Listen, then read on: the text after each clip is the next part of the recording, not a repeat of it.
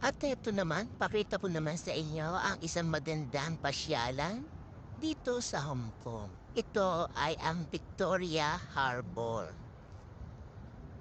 Super napakaganda dito. Makakapag-relax kayo sa ganda ng tanawin. Kaya magandang pasyalan ay itong Victoria Harbor. O, diba? Tingnan niyo mabuti at maaalib talaga kayo sa inyong mga makikita. Kaya sa mga pupunta dito sa Hong Kong, pwede kayong pumasyal dito sa Victoria Harbor. Malapit lang ito sa aking palengkehan, sa market na aking pinupuntahan araw-araw. Kaya bago ako mag-market ay dumadaan ako dito at sumisilip para mag-aliw-aliw. Ayan.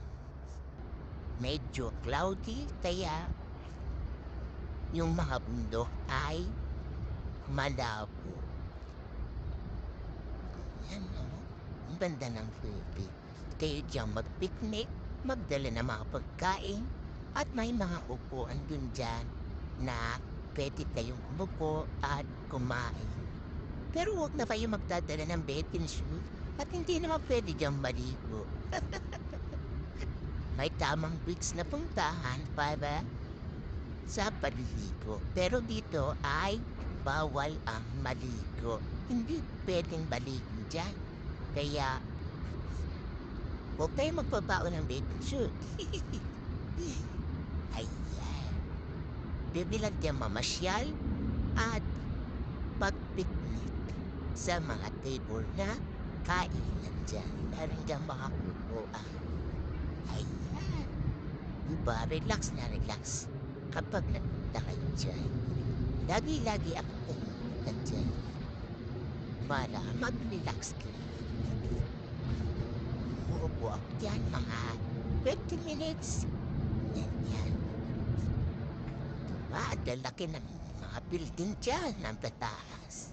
Yan yung mga upuan. Pwede kayo dyan umupo at mag-relax at magmuni-muni na rin. Ayan. Sana makapunta rin kayo dyan para ma-enjoy nyo ang view ng Victoria Harbor. Ayan, may mga palaruan din ng mga bata at tsak na mag-i-enjoy ang mga bata dito. Kaya yan, pinapita ko sa inyo para may idea kayo. Hayaan at may namimingwit pa ng isda. Dinantayan ko nga siya pero wala naman siyang nahuhuli. Maraming dumadaan dito mga barko.